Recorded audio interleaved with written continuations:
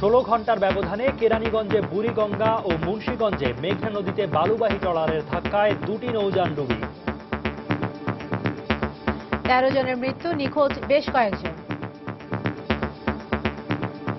Single দিছে, ও মনে হয় খেয়াল করে না, আপনাকে মনে হয় ওই সিপটা ডাইরেক্ট আইসা মনে করেন বোর্ডের মাঝামাঝি, মনে হয় সিপটা বোর্ডের উপর দিয়ে গেছে। যারা সাঁতার পারে তারা বাচ্চা, আর যারা ঘুমিয়েছিল তাদের মনে করেন খবর নাই। 10 জনের মতো নদীতে ডুবে গেছেন। সেখান থেকে আমরা 7 জনের লাশ উদ্ধার করেছি। দেখছিলেন প্রধান শিরোনাম। রাত 11টার সময় সঙ্গে আছি আমি ইশরাত জাহান এবং আমি সৌমিত্র শুভ্র। এবার অন্যান্য শীর্ষ সংবাদ। হরতাল অবরোধ দিয়ে মানুষ পুড়িয়ে মারা বেগম খালেদা জিয়ার কাছে খেলায় পরিণত হয়েছে সংসদে প্রধানমন্ত্রী। পর্যাপ্ত নিরাপত্তা পেলে দুর্নীতির 2 মামলায় হাজিরা দিতে রোববার বেগম খালেদা জিয়া আদালতে যাবেন, জানালেন তার আইনজীবী। শেষ হলো সিটি নির্বাচনের মনোনয়নপত্র বাছাই। 3 দিনের মধ্যে বাতিল প্রার্থীদের আবেদনের সুযোগ। 7 এপ্রিল থেকে প্রচারণা শুরু। এবং ইয়েমেনে আটকে পড়াদের উদ্ধারে সরকারের প্রতি সহযোগিতার আবেদন স্বজনদের। আগামী 2 দিনের মধ্যে উদ্ধার তৎপরতা শুরুর আশাবাদ কুয়েত দূতাবাসের।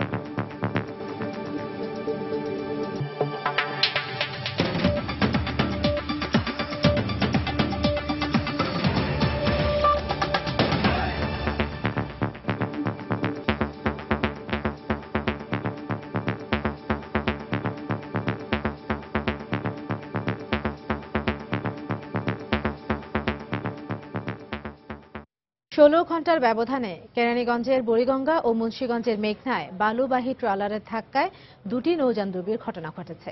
দুপুরে বুড়িগঙ্গা নদীর কেরানীগঞ্জ ঘাটে বালুবাহী ট্রলারের ধাক্কায় একটি যাত্রীবাহী ট্রলার ডুবে যায়। এই ঘটনায় মারা যান 8 জন। অন্যদিকে গত রাতে মুন্সিগঞ্জের মেঘনা নদীতে ট্রলার ডুবির ঘটনায় 5 জনের লাশ উদ্ধার করা হয়েছে।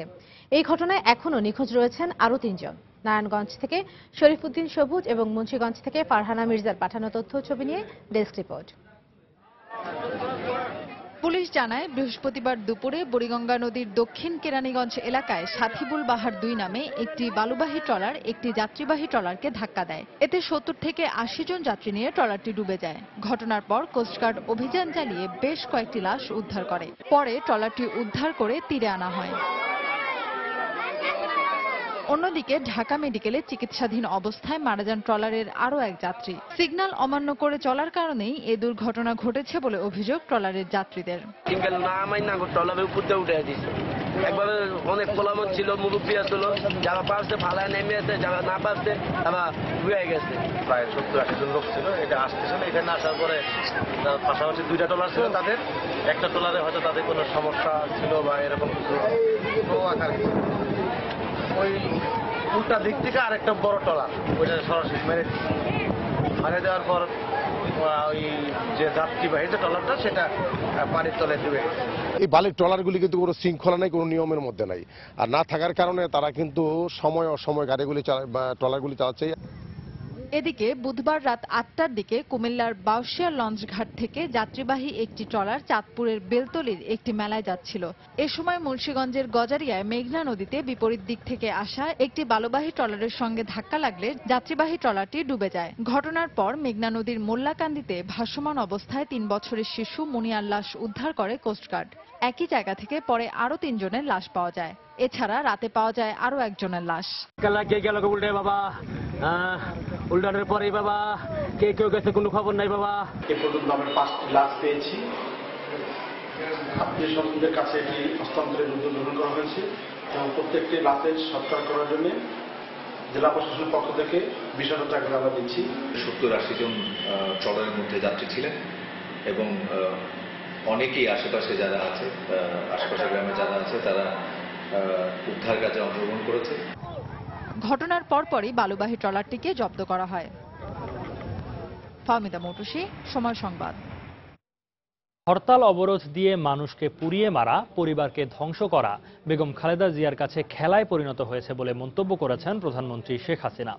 তিনি বলেন, মানুষের লাশের ওপর দিয়ে বেগম জিয়া ক্ষমতায় যাওয়ার যে স্বপ্ন দেখছেন তা সফল হবে না। সন্ধ্যায় 10ম জাতীয় সংসদের 5ম অধিবেশনের সমাপনী বক্তব্যে একথা বলেন তিনি। এ সময় প্রধানমন্ত্রী আরও বলেন, আগামী 4 বছরে দারিদ্র্যের হার 10 ভাগে কমিয়ে আনা হবে। শুধু হরতাল অবরোধ দিয়ে যদি থেমে থাকতো সেটা একটা কথা ছিল, শুরু করলেন জ্বালা পোড়া, মানুষকে পুড়িয়ে মারা, এটা কোন ধরনের রাজনীতি? এসএসসি পরীক্ষার দিন থেকে হরতাল, মানে বাচ্চারা যেন পরীক্ষা দিতে না পারে। এদের জীবনের ঝুঁকি আমরা নিতে পারি না। প্রতি ছুটির দিনে, প্রতিটি কর্মদিবসে হরতাল দিয়েছে, আর প্রতি ছুটির দিনে পরীক্ষা নিয়ে নিয়ে আমরা তাদের পরীক্ষাটা নিয়েছি। রাজনীতি যদি হয় জনগণের স্বার্থে, রাজনীতি যদি হয় জনগণের কল্যাণে, তাহলে মানুষ পুড়িয়ে মারা কেন? সে মানুষ পুড়িয়ে হত্যা করা এবং জানমালের ক্ষতি করা, এটাই তারা করল। আমরা যখন দেশকে এগিয়ে নিয়ে যাচ্ছি, মনে হলো বিএনপির নেত্রীর চেষ্টা এই দেশকে পিছিয়ে দেওয়া। আমরা দিনরাত পরিশ্রম করে বাংলাদেশের ভাবমূর্তি উজ্জ্বল করি, আর বিএনপির নেত্রী বাংলাদেশের ভাবমূর্তি নষ্ট করে।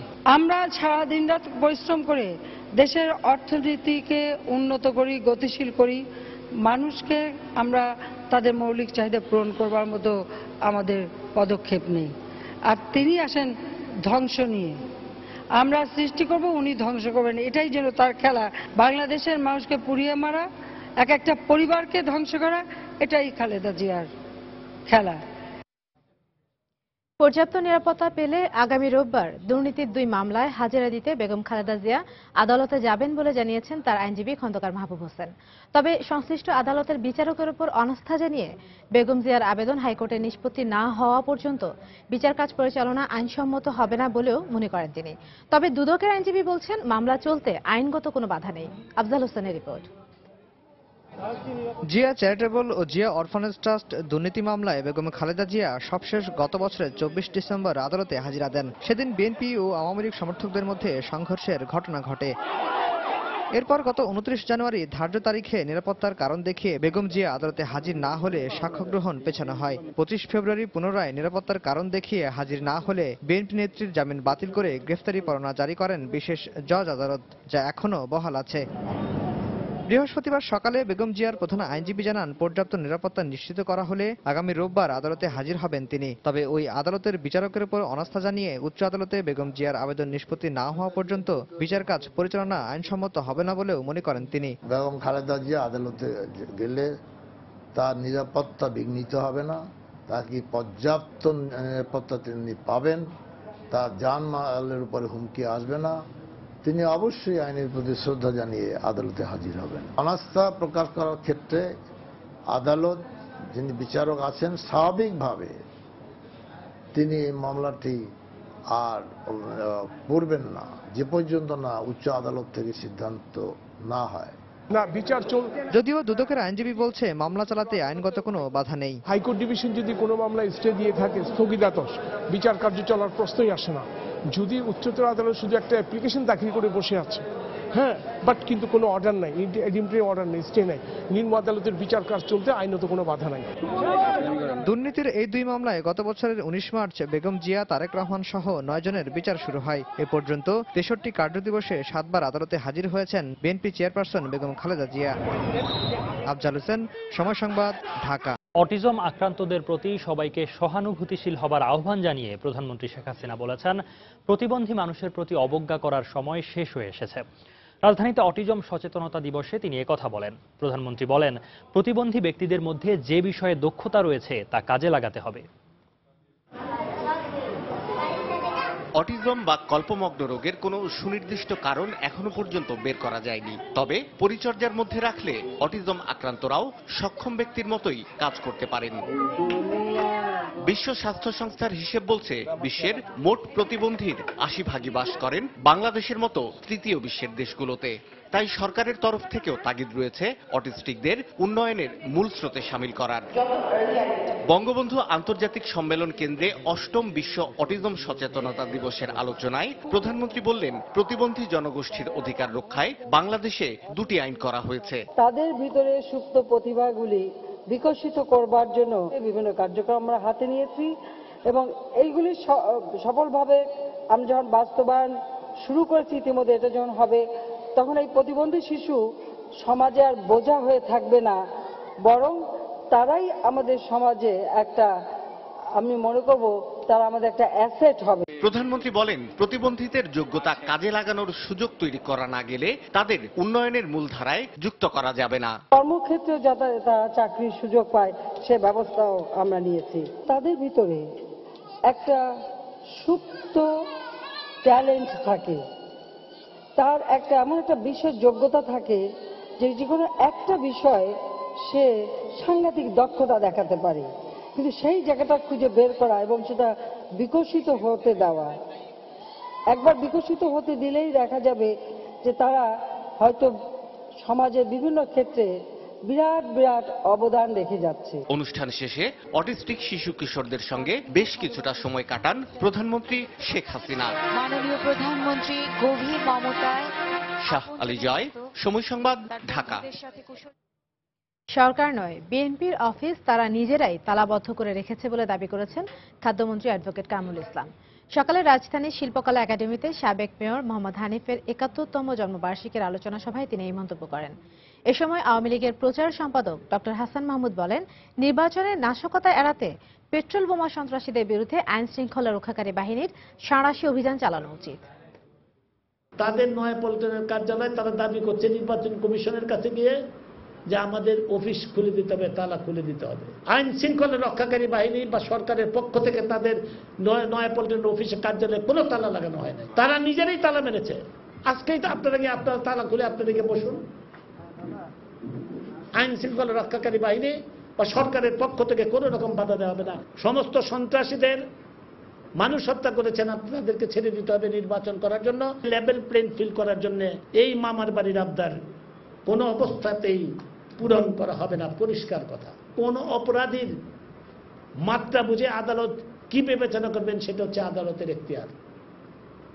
সরকার সে ব্যাপারে কোনো হস্তক্ষেপ করে না। নির্বাচনেও আসবেন, আবার উল্টোপাল্টা কথাবার্তা বলবেন, এই দ্বিমুখী নীতি পরিহার করুন দয়া করে। এই বোমাবাজরা নির্বাচনের আগে কিংবা নির্বাচনের দিন তারা ঢাকা শহরে সন্ত্রাস নৈরাজ্য সৃষ্টি করতে পারে। সুতরাং সুষ্ঠু নির্বাচনের পরিবেশ নিশ্চিত করার জন্য আইনশৃঙ্খলা বাহিনীর একটি সাঁড়াশি অভিযান, একটি কম্বিং অপারেশন পরিচালনা করা প্রয়োজন। জাতীয় পার্টির চেয়ারম্যান হুসেইন মোহাম্মদ এরশাদ বলেছেন, দেশে সহিংসতা রাজনীতি শুরু হয়েছে। কেবল জাতীয় পার্টিই পারে এ অবস্থার পরিবর্তন করে দেশে শান্তি ফিরিয়ে আনতে। দুপুরে রাজধানীর বনানীতে দলীয় কার্যালয়ে জাতীয় যুব সংহতির প্রতিষ্ঠাবার্ষিকীর আলোচনা সভায় তিনি এই বক্তব্য দেন। এছাড়া চলমান রাজনৈতিক অবস্থার অবসান হবে বলেও আশাবাদ ব্যক্ত করেন এরশাদ। আমরা হতাশায় নিমগ্ন জাতি আছি, আমরা কোথায় যাব, কার কাছে যাব? আমি বলছি যাবার জায়গা আছে, জাতীয় পার্টির কাছে আসো তোমরা। লেভেল প্লেইং ফিল্ড চুরি, কথাটা শুনলে হাসি পায়। আমাদের সময় কোথায় লেভেল প্লেইং ফিল্ড ছিল? কোথায় ছিল ৯১ সালে? সেদিন ইলেকশন করতে পারতাম, আমি আমার ক্ষমতা আসতাম। জাতীয় পার্টি কোন ভাই বোনেরা মনে রাখতে হবে, দায়িত্ব আল্লাহ পাক আমাদের দিয়েছেন আজ এই দেশকে উদ্ধার করার জন্য, শান্তি ফিরিয়ে আনার জন্য, এই খুনের হাতে মানুষকে রক্ষা করার জন্য, জ্বালিয়ে পুড়ে মানুষ মারছে তার দেশকে রক্ষা করার জন্য। রাত ১১টার সময় আরো থাকছে। ময়মনসিংহের ত্রিশালে খাবারে বিষক্রিয়ায় ২ শিশু সহ ৪ জনের মৃত্যু, দোকানি আটক।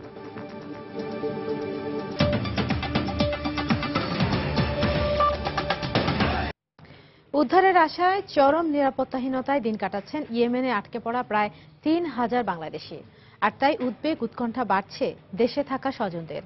পরিবারের আটকে পড়া সদস্যদের উদ্ধারে সরকারকে এগিয়ে আসার আহ্বান জানিয়েছেন তারা। এদিকে এই বিষয়ে দায়িত্ব পাওয়া বাংলাদেশের কুয়েত দূতাবাসের কর্মকর্তারা আগামী ২ দিনের মধ্যে উদ্ধার তৎপরতা শুরু করার ব্যাপারে আশাবাদী। এর মধ্যে ভারতের পক্ষ থেকে মিলেছে সহায়তার আশ্বাস। এদিকে প্রবাসী কল্যাণমন্ত্রী বলেছেন, নিজের নিরাপত্তা নিশ্চিত করে ইয়েমেনে যে কেউ থাকতে পারবে। এহসান জুয়েলের রিপোর্ট। এ যেন ছবিতে স্মৃতি খুঁজে পাওয়ার চেষ্টা। যুদ্ধাক্রান্ত মধ্যপ্রাচ্যের দেশ ইয়েমেনে জীবিকার তাগিদে গিয়েছিলেন কারো পুত্র, ভাই কিংবা কারো স্বামী। তবে বর্তমান পরিস্থিতিতে একদিকে বিদ্রোহী শিয়া হাউতিদের হামলা, অন্যদিকে বিদ্রোহ দমনে সৌদি নেতৃত্বাধীন সম্মিলিত জোটের বিমান হামলা চরম ঝুঁকির মধ্যে ফেলেছে তাদের জীবন। প্রিয় মানুষগুলো আটকে আছেন, বিমান চলাচল বন্ধ, দেশটিতে নেই বাংলাদেশের দূতাবাস বা মিশন, উদ্ধারের উপায়ও জানা নেই কারো। তাই উদ্বেগ আর উৎকণ্ঠা নিয়ে প্রতিনিয়ত দেশে সুখবরের আশায় বসে থাকা স্বজনদের অসহায় আর্তি সরকারের কাছে। আর কোনো খবর নেই, কয় বাবা আমার কোনো আশা নেই, আর যে অবস্থা যে যা থাকতে যা পুজো সাপ আমি রেলেছে। ইন্ডিয়া থেকে মানে একটা শিপ গেছে, বাঙালিরা ওইখানে উঠতে চাইছে। ইন্ডিয়া থেকে বলছে যে তোমাদের সরকার যদি না বলে তাহলে আমরা তোমাদের নিতে পারবো না। সরকারের ব্যবস্থা করুক তারা এখানে নিয়ে আসার জন্য। আমার টাকা পয়সার দরকার নেই, আমার কোনো চাকরির দরকার নেই। ইলেকট্রিসিটি নাই, জেনারেটর দিয়ে চলছে, জ্বালানি না থাকলে সেটাও অফ হয়ে যাবে, সো সার্ভাইভাল খুব কঠিন হয়ে যাবে। এ বিষয়ে পররাষ্ট্র মন্ত্রণালয়ের পক্ষ থেকে কুয়েত দূতাবাসকে দেয়া হয়েছে দায়িত্ব। সেখানকার কর্মকর্তারা বলছেন এখন পর্যন্ত 300 জনের তালিকা পেয়েছেন তারা।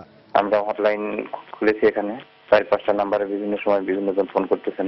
আমরা জিনিসগুলো আসলে কোঅর্ডিনেট করে করতেছি, কে কোথায় কিভাবে আছেন। এই জিনিসটা আসলে এই মুহূর্তে বেশি জরুরি, কতজন আছেন, কোথায় কিভাবে আছেন। ইন্ডিয়া থেকে সহযোগিতা পাওয়া যাবে, এডেন থেকে ইন্ডিয়ানের যে শিপ যায় ওখানে ইন্ডিয়ানরা নিবে, তার সাথে বাংলাদেশিদেরও আমরা ওই সমস্ত শিপ ব্যবহার করে ওখান থেকে এভাকুয়েট করা হবে। প্রথম লকটা 2-3 দিনের ভিতরে ওখান থেকে এভাকুয়েট করা যাবে ইনশাআল্লাহ। ভারত, চীন সহ বিভিন্ন দেশ জাহাজে করে ফিরিয়ে আনছে তাদের নাগরিকদের। ভারতের সহযোগিতা পেলে শীঘ্রই তাদের জাহাজে করে দেশটির নাগরিকদের পাশাপাশি বাংলাদেশিদের ফিরিয়ে আনার ব্যাপারেও আশাবাদী সরকার। ইহসান জুয়েল, সময় সংবাদ, ঢাকা। ইয়েমেনে অবস্থানরত বাংলাদেশিরা নিজেদের নিরাপত্তা নিশ্চিত করে থাকতে চাইলে তাদেরকে নিয়ে আসা হবে না বলে জানিয়েছেন প্রবাসী কল্যাণমন্ত্রী ইঞ্জিনিয়ার খন্দকার মোশাররফ হোসেন। বিকেলে মন্ত্রণালয়ের নিজ কক্ষে সাংবাদিকদের কথা বলেন তিনি। এ সময় তিনি আরও বলেন, বর্তমানে বেসরকারিভাবে সিঙ্গাপুরের অভিবাসন ব্যয় কমিয়ে পুরো বিষয়টি সরকারি নিয়ন্ত্রণে আনার সিদ্ধান্তের কথা। কেউ যদি সে চায় সেফ সিকিউরিটিটা মেনটেন করে তারা যতদিন থাকতে পারে থাকুক, আমরা তো তাদের এনকারেজ করতেছি না চলে আসার জন্য। সিঙ্গাপুরের মতো একটা সভ্য জায়গায় এখনো কেউ 7-8 লক্ষ টাকা খরচ করে যায়, এটা অত্যন্ত দুর্ভাগ্যজনক। আমরা আজকে সকালে ডিসিশন নিয়েছি যে আমরা সরকারের নিয়ন্ত্রণে আনবো এবং অভিবাসন ব্যয় তাদের ট্রেনিং খরচ টরচ সব দিয়ে 1 লাখের উপরে যাবে না। সিটি কর্পোরেশন নির্বাচনকে সামনে রেখে বিএনপি জামায়াত জোট যাতে কোনো নাশকতা চালাতে না পারে সেজন্য নিজ নিজ এলাকায় সতর্ক অবস্থান নিতে সংসদ সদস্যদের নির্দেশ দিয়েছেন প্রধানমন্ত্রী শেখ হাসিনা। আওয়ামী লীগের সংসদীয় দলের এক জরুরি সভা শেষে সাংবাদিকদের একথা জানিয়েছেন সভাপতি মণ্ডলীর সদস্য তোফায়েল আহমেদ। এর আগে সংসদ অধিবেশন শেষে আওয়ামী দলীয় সংসদীয় দলের এক জরুরি সভা হয়। জাতীয় সংসদ ভবনের 9ম তলায় সরকারি দলের সভাকক্ষে রাত 8:30টায় এই সভা হয়। এতে সভাপতিত্ব করেন সংসদীয় দলের নেতা ও আওয়ামী লীগ সভানেত্রী প্রধানমন্ত্রী শেখ হাসিনা। জরুরি এই সভায় আওয়ামী লীগের সাধারণ সম্পাদক সৈয়দ আশরাফ সহ দলটির সংসদ সদস্যরা উপস্থিত ছিলেন। বৈঠক শেষে সাংবাদিকদের সঙ্গে কথা বলেন দলটির সিনিয়র নেতারা।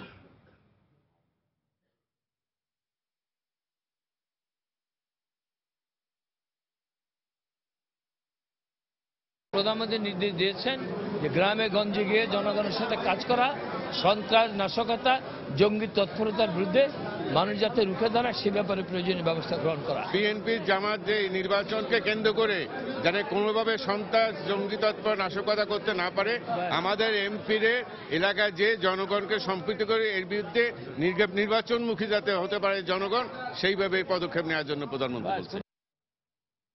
শেষ হলো সিটি কর্পোরেশন নির্বাচনের মনোনয়নপত্র যাচাই বাছাইয়ের কার্যক্রম। দ্বিতীয় দিনে সাধারণ ওয়ার্ড কাউন্সিলর ও সংরক্ষিত আসনের প্রার্থীদের মনোনয়ন বাছাই করা হয়েছে। তফসিল অনুযায়ী এ পর্যায়ে যাদের মনোনয়নপত্র বাতিল হয়েছে তারা অবৈধ ঘোষণার 3 দিনের মধ্যে আপিল করতে পারবেন। সজল দাসকে সঙ্গে নিয়ে রামিম হাসানের রিপোর্ট।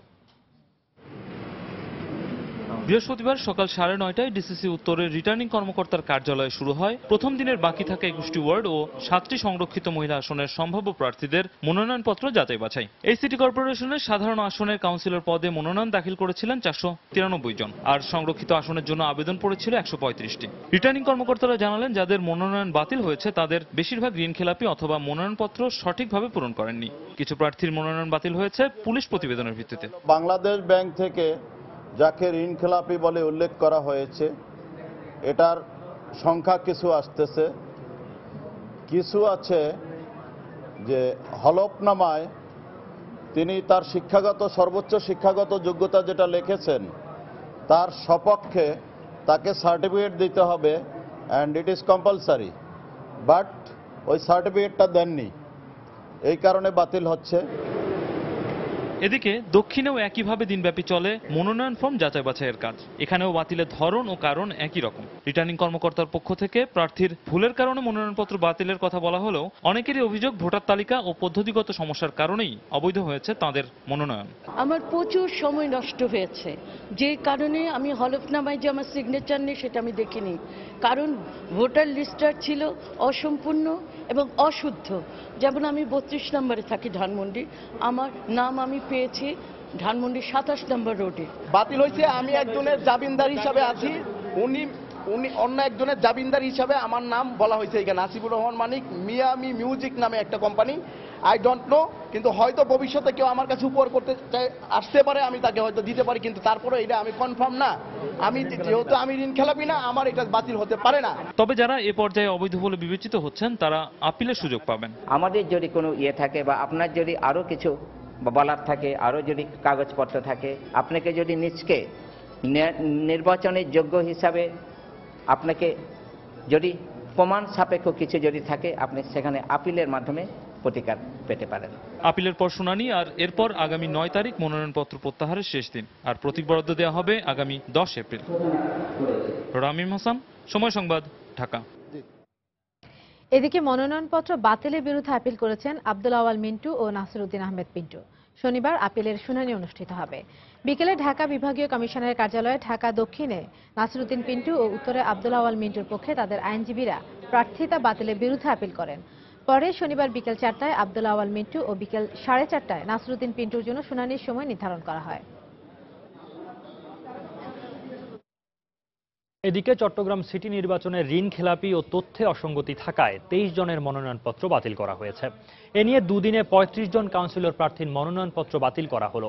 সকাল 9টায় নগরীর মুসলিম হলে স্থাপিত অস্থায়ী রিটার্নিং কর্মকর্তার কার্যালয়ে এই বাছাই প্রক্রিয়া শুরু হয়।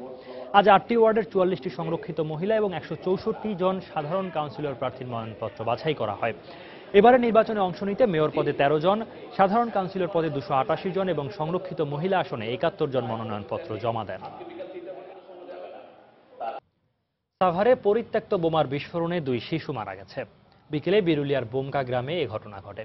স্থানীয়রা জানায়, গ্রামের মাঠে খেলা করছিল বেশ কয়েকটি শিশু। এ সময় পরিত্যক্ত একটি বোমা পেয়ে পকেটে তুলে রাখে শিশু শুভ। কিছুক্ষণ পরই পকেটে থাকা বোমাটি হঠাৎ বিস্ফোরিত হলে ঘটনাস্থলেই মারা যায় সে। এ সময় গুরুতর আহত হয় হৃদয় নামের আরও এক শিশু। আশঙ্কাজনক অবস্থায় তাকে সাভারের এনাম মেডিকেল কলেজ হাসপাতালে নেওয়া হলে চিকিৎসক মৃত ঘোষণা করেন। শুভ ও হৃদয় শ্যামপুর এলাকার জাহাঙ্গীর খান দারুল মাদ্রাসার শিক্ষার্থী।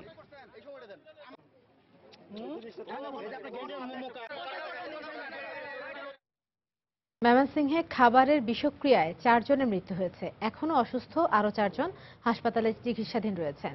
এই ঘটনায় এক দোকানিকে আটক করেছে পুলিশ। তবে এ ব্যাপারে এখনো কোনো কথা বলতে রাজি হয়নি তারা। বিস্তারিত জানাচ্ছেন হারুনুর রশিদ। একজন ছোট বোন আর একজন আমার হলো মেয়ে, 1 মাসের বড় ছোট, 2 হুহু ভাইজি একসাথে শুয়ে রয়েছে। পুলিশ ও স্বজনেরা জানান, ত্রিশালের বাদামিয়া গ্রামের আবুল কালামের মেয়ে নাজমা বৃহস্পতিবার সকালে বাড়ির পাশের একটি দোকান থেকে আটা এনে রুটি তৈরি করে পরিবারের সদস্য ও স্বজনদের নিয়ে নাস্তা করেন। রুটি খাওয়ার পরপরই নাজমা ও তার 2 বোন, নানু, খালা, খালাতো বোন সহ পরিবারের 8 সদস্য অসুস্থ হয়ে পড়েন। আটা রুটি খায় আমার মায়া সাবরাইতেছে, আতাতর শিকার বেড়াই পড়ছে হাসপাতাল। সকালে দোকান থেকে 2 কেজি আটা নিছিল। আটা নেওয়ার পরে ওরা নিঃসন্দেহে তারা রুটি বানাই আটা খাইছে। খাওয়ার পরে এরা এই বমি বমি বাবার এই অবস্থা হয়ে তারা এই পড়ে গেছে। পরে আমরা হাসপাতালে, ত্রিশাল হাসপাতালে নিয়ে আসছি। যে কয়জনে খাইছে এই কয়জনই মনে করেন সব শেষ। চিকিৎসকরা জানান, মারা যাওয়া এবং অসুস্থদের সবাই খাদ্যে বিষক্রিয়ায় আক্রান্ত। কেউ কেউ খেয়াল করতে লাগলো তারা অস্বস্তি ফিল করছে। তারপরে তারা বুঝতে পেরেছে যে এটা তো বিষ খেয়েছে তারা। এরপরে তারা হসপিটালে এসছে। এটা তো অবশ্যই বিষক্রিয়া। 7 জন মানুষ একই জাতীয় খাবার খাওয়ার পরে আক্রান্ত হওয়া মানেই এখানে বিষ আছে, এখানে কোনো সন্দেহের অবকাশ নাই। ঘটনাস্থল পরিদর্শন করে আলামত সংগ্রহ এবং জিজ্ঞাসাবাদের জন্য আটা বিক্রেতা সাইফুল ইসলামকে আটক করেছে ত্রিশাল থানা পুলিশ। তবে ঘটনার কারণ এখনো জানা যায়নি। হারুনুর রশিদ, সময় সংবাদ, ময়মনসিংহ। রাজশাহীতে বাংলাদেশ ফ্লাইং একাডেমির বিমান দুর্ঘটনা তদন্তে গঠিত কমিটি অনুসন্ধান শুরু করেছে। সকালে বিধ্বস্ত বিমানটির যন্ত্রাংশ পরীক্ষা নিরীক্ষা করা হয়। কিভাবে এবং কী কারণে বিমানটি ধ্বংস হয়েছে তা বিভিন্ন আলামত সংগ্রহের মাধ্যমে বের করার চেষ্টা করছে 5 সদস্যের তদন্ত দলটি। বেসামরিক বিমান চলাচল কর্তৃপক্ষের পরিচালক নাজমুল এনামের নেতৃত্বে আগামী 3 দিনের মধ্যে তদন্ত প্রতিবেদন জমা দেওয়ার কথা রয়েছে। গতকাল দুপুরে বাংলাদেশ ফ্লাইং একাডেমির একটি প্রশিক্ষণ বিমান শাহ মখদুম বিমানবন্দরের পাশে বিধ্বস্ত হয়। এতে প্রশিক্ষণার্থী পাইলট তামান্না রহমান নিহত হন। গুরুতর আহত হন প্রশিক্ষক লেফটেন্যান্ট কর্নেল সাইদ কামাল।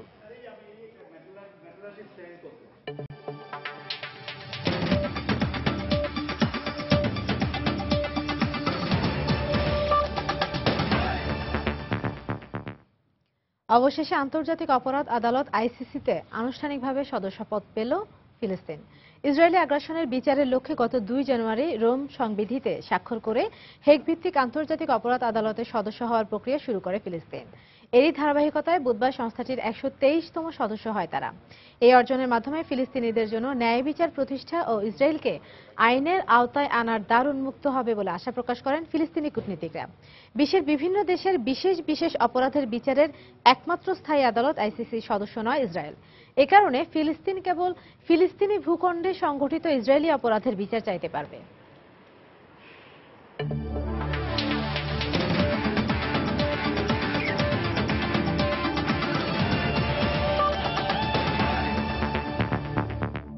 পাকিস্তানের বিপক্ষে আসন্ন হোম সিরিজের জন্য সম্ভাব্য সফরসূচি চূড়ান্ত করেছে বাংলাদেশ ক্রিকেট বোর্ড বিসিবি। পূর্ণাঙ্গ এই সিরিজে ভেন্যুর তালিকায় নেই চট্টগ্রাম স্টেডিয়ামের নাম, তবে ঢাকা ও খুলনার ভেন্যু পুরোপুরি প্রস্তুত বলে জানিয়েছেন বিসিবির grounds committee manager Abdul Baten. এছাড়াও আগামী কবছরের মধ্যে মিরপুর স্টেডিয়ামের আসন সংখ্যা বাড়ানোর কথাও জানান তিনি। সিরিজের লভ্যাংশ কখনো বা হোম সিরিজ। পাকিস্তান ক্রিকেট বোর্ডের এমনই কিছু অযৌক্তিক দাবিতে ধোঁয়াশা সৃষ্টি হয়েছিল পাকিস্তানের বাংলাদেশ সফর। তবে বিসিবির সাংগঠনিক দক্ষতায় সব সংশয়ের পর এই সফর নিশ্চিত হয়েছে। সবকিছু ঠিক থাকলে 13 এপ্রিল বাংলাদেশে আসছে পাকিস্তান ক্রিকেট দল। তাই পুরো সিরিজের সম্ভাব্য সফরসূচি তৈরি করেছে বিসিবি, যা পাঠানো হয়েছে পিসিবিতে। এখন আনুষ্ঠানিক ঘোষণার অপেক্ষায়। এই দুই দলের ক্রিকেটীয় লড়াইয়ের মঞ্চ মিরপুর ও খুলনার শেখ আবু নাসের স্টেডিয়াম। ওই দুটি মাঠই পুরোপুরি প্রস্তুত বলে দাবি বিসিবির ভেন্যু ম্যানেজারের। মাঠ এবং উইকেট আমরা দেখেছেন 100% ওকে এবং ready for play. Pakistan team 13 তারিখে আসছে। বাংলাদেশ ক্রিকেট বোর্ড আন্তর্জাতিক মান অনুযায়ী পাকিস্তান ট্যুরের জন্য আমরা প্রস্তুতি নিচ্ছি। উইকেট, আউটফিল্ড এবং অল দি ফ্যাসিলিটিস আমাদের ঠিক সময় মতো আমরা দেখবেন। আর এপ্রিল মে মাসে বাংলাদেশের ক্রিকেট আকাশে বৃষ্টির আনাগোনা থাকে, তাই অনাকাঙ্ক্ষিত অতিথি বৃষ্টিতে যেন বাংলাদেশ পাকিস্তানের খেলায় প্রভাব ফেলতে না পারে তার ব্যবস্থাও নিয়েছে ক্রিকেট বোর্ড। আপনাকে আমি আশ্বস্ত করতে চাই যে খুলনা এবং ঢাকা মুষলধারে বৃষ্টি শেষ হওয়ার আধা ঘন্টার ভিতরে কিন্তু আমরা আবার খেলা শুরু করতে পারবো। মডার্ন যে ড্রেনেজ সিস্টেম, যেমন মাঠের নিচে আমাদের filtering system, netting system already done. এদিকে মিরপুর স্টেডিয়ামের আসন সংখ্যা 25,000-এর কিছু বেশি, অথচ দেশের ক্রিকেট রোমান্টিকদের গ্যালারিতে বসে প্রিয় বাংলাদেশের খেলা উপভোগের চাহিদা আকাশচুম্বী। তাই মিরপুর স্টেডিয়ামের বর্তমান আসন সংখ্যা দ্বিগুণ করার কথা ভাবছে বিসিবি। আমাদের প্ল্যান আছে 40 থেকে 45,000 নিয়ে যাওয়ার এবং প্রি ফেব্রিকেটেড স্ট্রাকচার করে স্টেডিয়ামের চারিদিকে 3 তলা গ্যালারি করার একটা প্ল্যান আছে। 2011 বিশ্বকাপের পর এমন প্রতিশ্রুতি দিয়েছিলেন বিসিবির তৎকালীন সভাপতি আহম মুস্তফা কামাল, যা এখনো বাস্তবে রূপ নেয়নি। হুমায়ুন কবির রোজ, সময় সংবাদ, ঢাকা। রাত 11টার সময় এ পর্যায়ে শীর্ষ সংবাদ জানিয়ে দিচ্ছি আরেকবার। 16 ঘন্টার ব্যবধানে কেরানীগঞ্জে বুড়িগঙ্গা ও মুন্সিগঞ্জে মেঘনা নদীতে বালুবাহী ট্রলারের ধাক্কায় 2টি নৌযান ডুবি, 13 জনের মৃত্যু, নিখোঁজ বেশ কয়েকজন। হরতাল অবরোধ দিয়ে মানুষ পুড়িয়ে মারা বেগম খালেদা জিয়ার কাছে খেলায় পরিণত হয়েছে সংসদে প্রধানমন্ত্রী। পর্যাপ্ত নিরাপত্তা পেলে দুর্নীতির 2 মামলায় হাজিরা দিতে রোববার বেগম খালেদা জিয়া আদালতে যাবেন, জানালেন তার আইনজীবী। শেষ হলো সিটি নির্বাচনের মনোনয়নপত্র বাছাই। 3 দিনের মধ্যে বাতিল প্রার্থীদের আবেদনের সুযোগ। 7 এপ্রিল থেকে প্রচার প্রচারণা শুরু। এবং ইয়েমেনে আটকে পড়াদের উদ্ধারে সরকারের প্রতি সহযোগিতার আবেদন স্বজনদের। আগামী 2 দিনের মধ্যে উদ্ধার তৎপরতা শুরুর আশাবাদ কুয়েত দূতাবাসের।